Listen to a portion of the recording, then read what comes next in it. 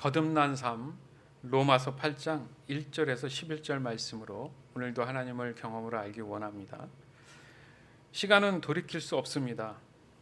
영원히 그 시간은 다시 오지 않습니다. 그래서 늘 사람들은 말합니다. 있을 때 잘해야 된다. 여기서 있을 때 잘해야 된다는 것은 시간이 지나서 더 이상 그 사람을 볼 수 없는 그 순간이 온다면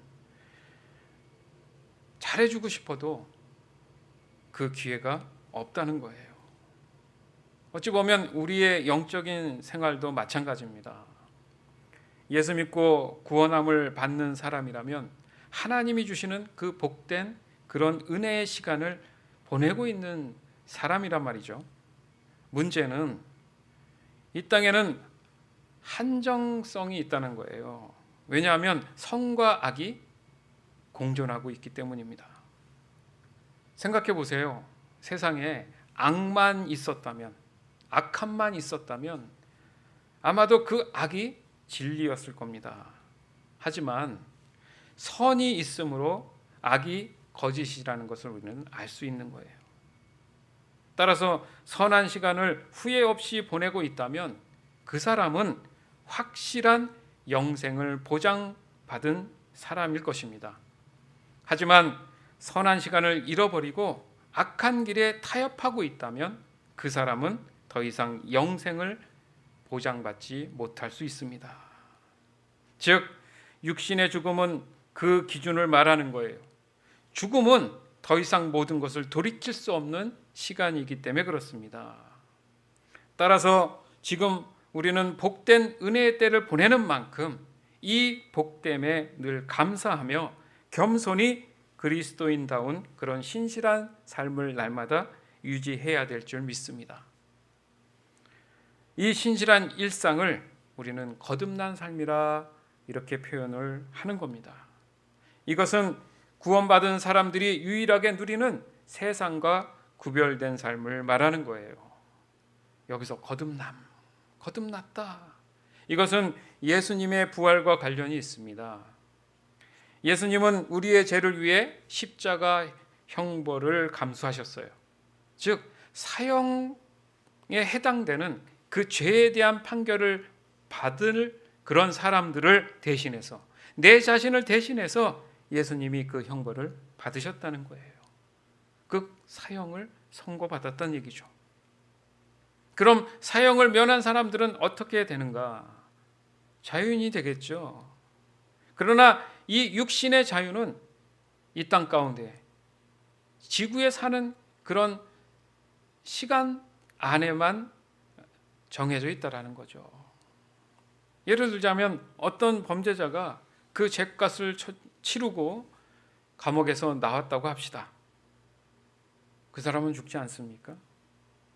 나이 들거나 어떤 경우든 이후에 어찌됐든 육신은 죽게 된다는 거잖아요. 그래서 하나님의 뜻은 육신의 삶에 국한되지 않는다는 거예요. 즉 영생함이죠. 하나님과 영원히 함께 하시기를 원하신다는 거예요.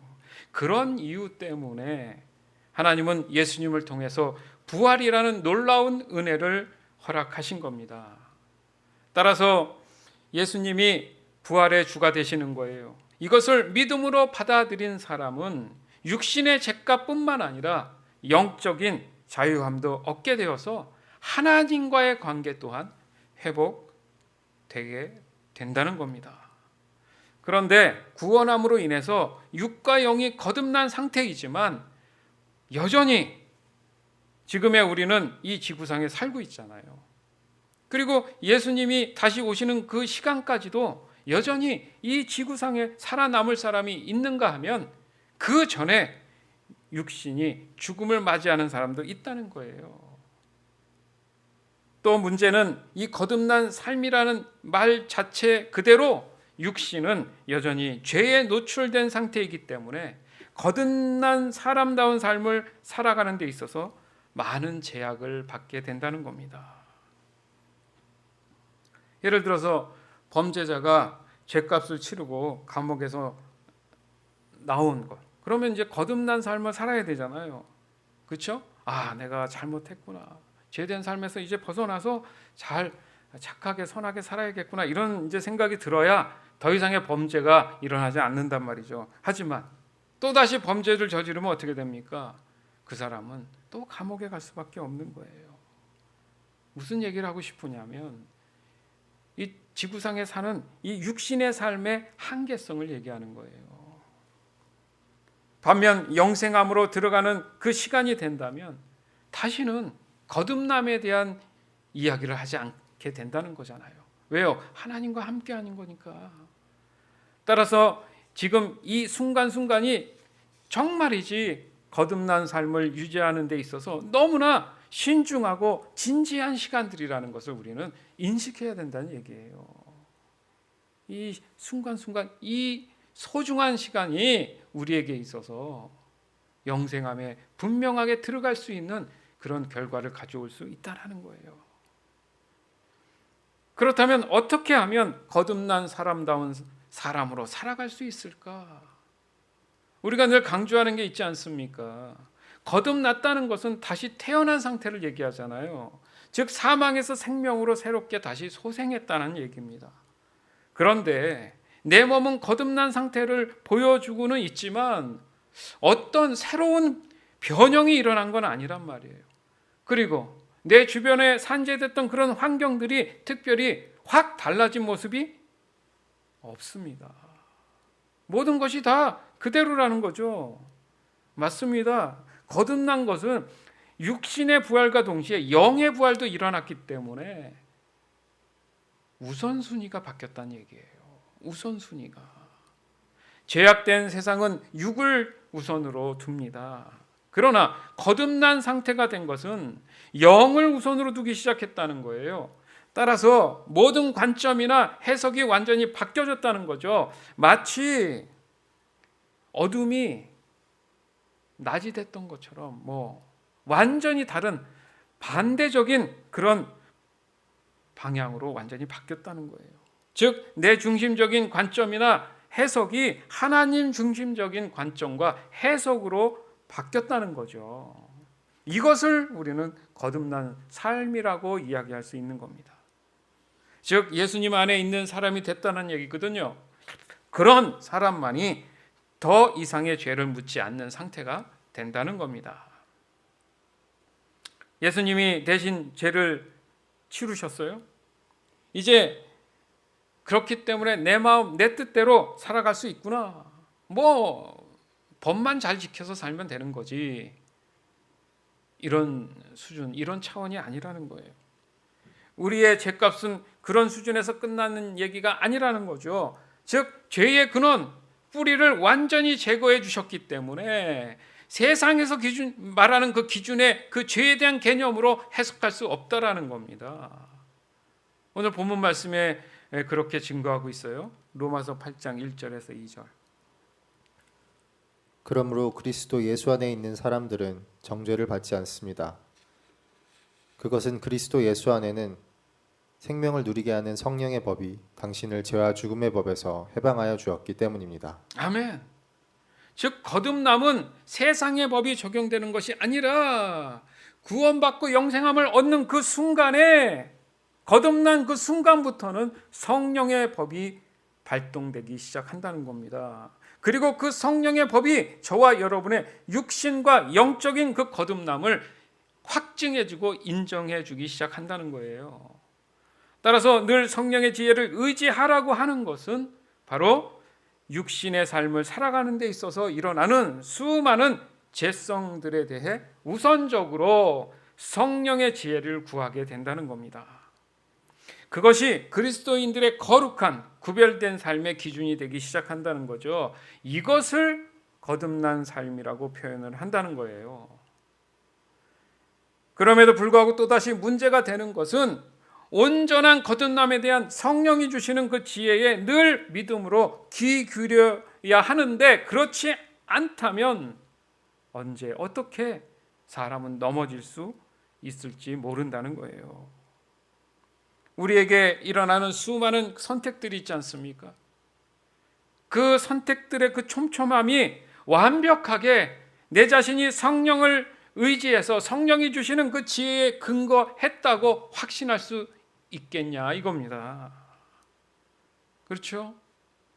불완전한 우리의 죄성은 다시금 또다시 범죄할 수 있는 확률이 높다라는 거예요. 따라서 거듭난 삶을 살아가는 게요, 여러분 만만치 않습니다. 로마서 8장 18절. 현재 우리가 겪는 고난은 장차 우리에게 나타날 영광에 견주면 아무것도 아니라고 나는 생각합니다. 아멘. 나중에 지나보면 그때는 그 문제가 아무것도 아니었어, 이렇게 고백하게 된다는 거예요. 지금 바울도 그런 세월을 보냈고 이제 그 확증으로 인해서 자신 있게 이렇게 믿음으로 고백하고 있는 겁니다. 그때 그 고난과 어려움이 믿음으로 지켜내서 지금 보니까 거듭난 삶을 살아서 오늘 이 시간 돌아보니까 아무것도 아니다라고 이렇게 기쁨으로 자유함으로 고백할 수 있게 된다는 겁니다. 그래서 거듭남의 가치는 세상에 어떤 것도 비교할 수 없는, 영원히 사라지지 않는, 마치 하나님의 그 옛날 에덴 동산의 유산을 다시 한번 받게 되는 게 아닌가, 이런 생각이 들었어요. 맞는 것 같아요. 이 거듭남에 대한 가치를 경험으로 느끼고 직접 누리기를 원하시는 거죠.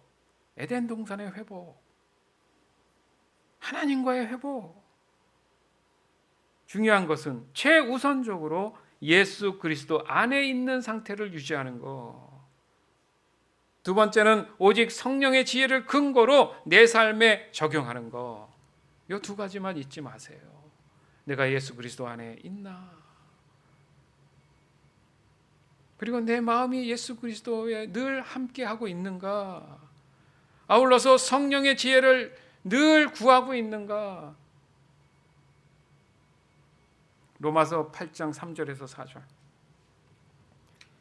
육신으로 말미암아 율법이 미약해져서 해낼 수 없었던 그 일을 하나님께서 해결하셨습니다.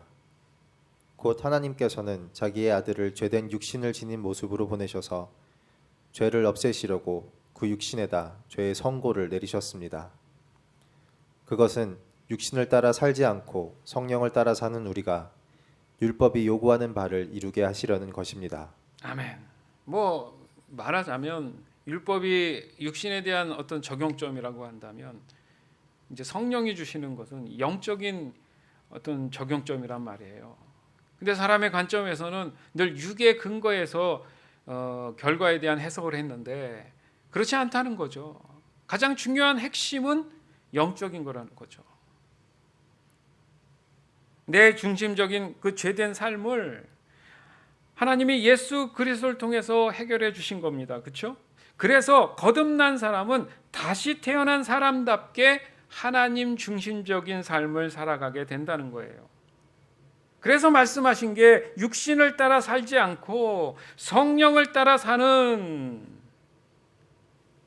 적용한다면 저와 여러분은 율법이 요구하는 육신의 삶에서도 자유함을 이루게 된 상태가 된 거 믿으시기 바라요. 그래서 더 명확하게 할 것은 거듭난 삶에 대한 개념을 갖는 거구나. 도대체 거듭난 삶이 무엇인가, 어떻게 사는 것이 거듭난 것인가, 이거를 깨닫고 알아야 된다는 얘기입니다. 다시 말해서 육과 영을 분리하니 합쳤니 아니 이런 문제로 따질 게 아니라 가장 중요한 포커스는 구원받은 사람은 육신이 끝나는 그 순간까지 어떤 기준으로 살아갈 것인가에 대한 관심사예요. 왜냐하면 이 개념이 명확하지 않으면 구원을 믿음으로 받아들인 것 같아도 시간이 흐를수록 내 중심적인 해석이 고개를 다시 들 수가 있다는 겁니다. 그런 상태가 되면 처음 믿었던 그 시간으로 다시는 돌아갈 수 없는 그런 상태가 될 수도 있어요. 서두에도 말씀드렸지만 시간이 흐르면 되돌리기가 어려운 것들이 있습니다. 하고 싶어도 할 수 없는 그런 내용들이 있다라는 거예요. 왜 이런 현상이 일어날까? 로마서 8장 5절에서 9절. 육신을 따라 사는 사람은 육신에 속한 것을 생각하나 성령을 따라 사는 사람은 성령에 속한 것을 생각합니다. 육신에 속한 생각은 죽음입니다. 그러나 성령에 속한 생각은 생명과 평화입니다. 육신에 속한 생각은 하나님께 품는 적대감입니다. 그것은 하나님의 법을 따르지 않으며 또 복종할 수도 없습니다. 육신의 매인 사람은 하나님을 기쁘게 해드릴 수 없습니다. 그러나 하나님의 영이 여러분 안에 살아계시면 여러분은 육신 안에 있지 않고 성령 안에 있습니다. 누구든지 그리스도의 영이 없으면 그리스도의 사람이 아닙니다. 아멘. 누구든지 예수 그리스도가 그 안에 없으면 그리스도인이 아닙니다. 이런 말씀이에요. 그런 상태가 되면 처음 믿었던 그 시간으로 다시 되돌아갈 수 없을 수도 있다라는 거예요. 이 정도로 좀 더 영적인 긴장을 하자는 거죠.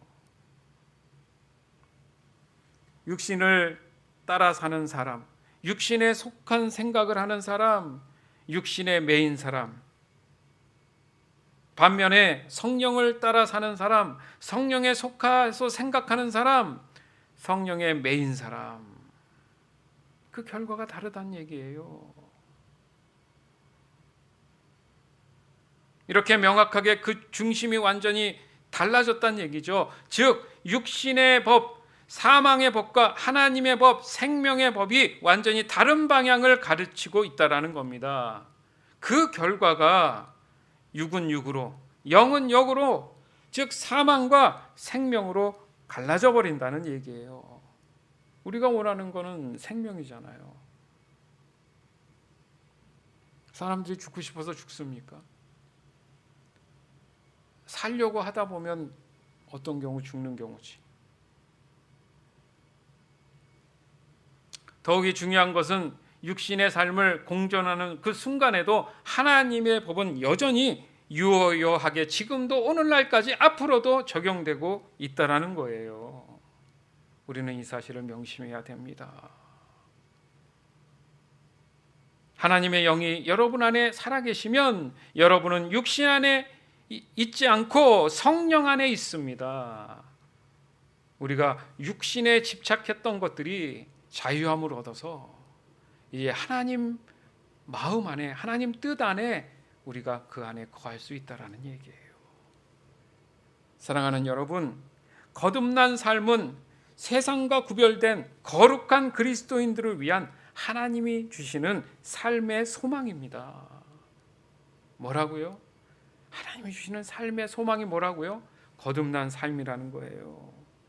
이 거듭난 삶이라고 하는 것은 모든 관점이나 해석이 완전히 바뀐 상태예요. 마치 어둠이 밝은 낮이 된 것처럼 완전히 자유함과 기쁨 안에 들어가는 그런 상태가 된다는 거예요. 즉, 내 중심적인 관점이나 해석이 하나님 중심적인 관점과 해석으로 완전히 바뀌었다는 겁니다. 다시 말해서 예수 안에 있는 사람이 된 거예요. 그런 사람만이 더 이상의 죄를 묻지 않는 상태가 된다는 거죠. 물을 필요가 없는 거예요. 심판이 필요가 없는 거죠. 따라서 세상의 기준에서 말하는 그 죄에 대한 개념으로 해석하면 완전히 다른 해석이 된다는 거예요. 반면 성령의 법이 저와 여러분의 그 육신과 영적인 거듭남을 인정하는 그 순간이 온다라는 얘기입니다. 따라서 늘 성령의 지혜를 의지하려고 한다는 것은 바로 육신의 삶을 살아가면서 일어나는 수많은 죄성에 대해서 우선적으로 성령의 지혜를 자연스럽게 구하게 된다는 겁니다.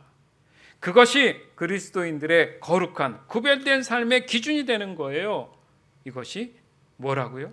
거듭난 삶이다.